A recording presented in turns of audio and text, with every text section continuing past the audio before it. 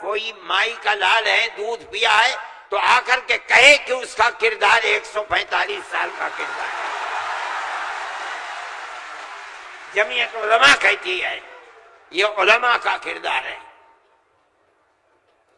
یہ کردار پیار و محبت کے ساتھ تھا، غریبان پکڑ کر یہ کردار نہیں تھا۔ ایک دوسرے کے درد میں اور سکھ میں ہر چیز کے اندر شریک تھا۔ یہ ہمارا کردار تھا۔ ہم نے اس طرح سے اس ملک کو آزاد کرایا، کوئی نہیں تھا آزادی کی آواز اٹھانے والا۔ 1803 سے ملک کے لیے قربانی دینے والے 1857 کے اندر صرف دہلی کے اندر 33,000 علماء کو قتل کیا گیا۔ سنبھل میں، مراد آباد میں، میرٹھ میں سینکڑوں علماء کو جس کے جسم کے اوپر لباس عالموں جیسا ہوتا تھا اس کو پھانسی کے تختے پر چڑھا دیا جاتا تھا۔ کوئی نہیں تھا، کانگریس کا وجود بھی نہیں تھا۔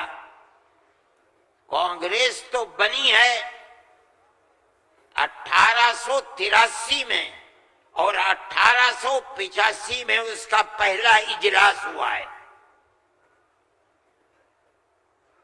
جبکہ 1803 سے حضرت شاہ عبدالعزیز صاحب نے اعلان کر دیا تھا کہ ہمارا ملک مسلمانوں کا یا ہندوؤں کا ملک نہیں رہا، یہ انگریزوں کا ملک ہو گیا، ہم غلام بن گئے۔ اب غلامی کی زنجیروں کا توڑنا اور جہاد کرنا ہر ایک کا فرض ہے، اور اس کے بعد جہاد پر لگ گئے۔ کوئی مائی کا لال نہیں تھا جو انگریز کی اس طاقت کے مقابلے میں کھڑے ہو کر غلامی کی زنجیروں کو توڑنے کے لیے اپنی زبان کو کھول سکے۔ اس اعلان کے تقریباً 80-82 سال کے بعد کانگریس بنی، اور کانگریس کا جو مقصد تھا، جو آج بھی کتابوں میں موجود ہے، وہ ملک کی آزادی نہیں تھا۔ مقصد تھا کہ جو دو جہاد ہوئے ہیں 1832 اور 1857 میں، اس کی وجہ سے جو ملکہ برطانیہ اور ہندوستان کے بسنے والوں کے درمیان دوری ہو گئی ہے، اس دوری کو دور کیا جائے اور حالات کو صحیح کیا جائے۔ علماء کا یہ نظریہ نہیں تھا۔ علماء کہتے تھے ملک غلام ہو گیا، غلامی کی زنجیروں کو توڑو، انگریز کو بھگاؤ، ملک کو آزاد کراؤ۔ یہ تو حالات تھے جس کے اندر مسلمان داخل ہوئے کانگریس میں، موجود ہیں۔ ایک شخص نے، حضرت گنگوئی رحمت اللہ علیہ، جو ہمارے بزرگ ہیں، دارالعلوم کی بنیاد رکھنے والے ہیں، سن 1857 کے اندر جیل میں بند ہو گئے تھے۔ یہ سمجھتے تھے کہ قتل کر دیا جائے گا بغاوت کے الزام میں، لیکن چھوٹ گئے۔ ان سے پوچھا کہ ایک جماعت بنی ہے جس کے بنیادی کردار ہندو بنا رہے ہیں، کیا مسلمانوں کے لیے اس میں شریک ہونا جائز ہے؟ حضرت نے فتویٰ دیا، جس طرح ایک ہندو اور ایک مسلمان کاروبار اور بزنس میں شریک ہو سکتا ہے، تو اسی طرح کانگریس کے ساتھ مسلمان شریک ہو سکتا ہے، بشرطے کہ اپنے دین کا نقصان نہ ہو۔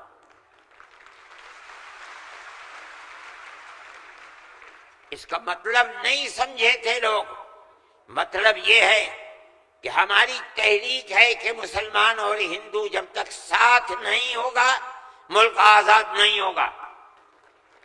تم اس کے اندر گھسو اور اتنی طاقت پیدا کرو اپنی گھس کر کہ کانگریس کو مجبور کر دو کہ وہ اپنا نقطۂ نظر بدل کر ملک کی آزادی کے لیے جد و جہد کرے۔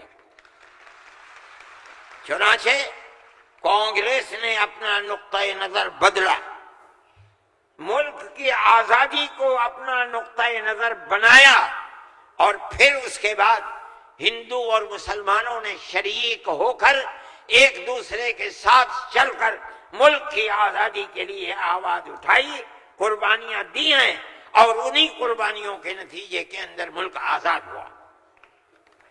میرے بھائی اس بات کو سمجھیے، جیسے جیسے ملک کی آزادی قریب ہوتی جاتی تھی، جمعیت علماء ہند بار بار کانگریس سے کہتی تھی کہ ہم نے تمہارا ساتھ دیا ہے، آج ہم تمہارے ساتھ کھڑے ہیں، ہمیں یہ بتاؤ کہ ملک کی آزادی کے بعد ملک کا دستور کیا رہے گا، کیا سیکولر دستور ہوگا یا مذہبی حکومت ہوگی؟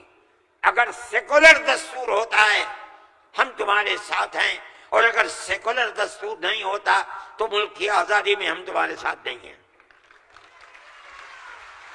بار بار ہمارے پاس کانگریس ورکنگ کمیٹی کی تجاویز موجود ہیں، کانگریس بار بار عہد کرتی ہے کہ ملک آزاد ہوگا تو ملک کا دستور سیکولر دستور ہوگا، ہر اقلیت کو اپنے مذہب کے اوپر آزادی سے چلنے کا اختیار ہوگا۔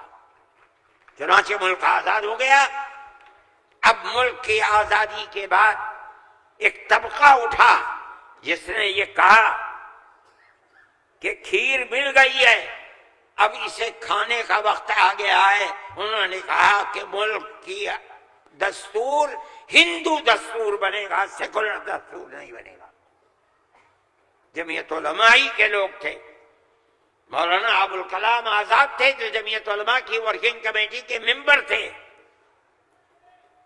مولانا مدنی تھے، مفتی اعظم مفتی کفایت اللہ تھے، مولانا حفظ الرحمان سوہروی تھے، اور ان کے پیچھے لاکھوں آدمی تھے۔ انہوں نے کہا جو ہم سے وعدے کیے ہیں ان وعدوں کو پورا کرو۔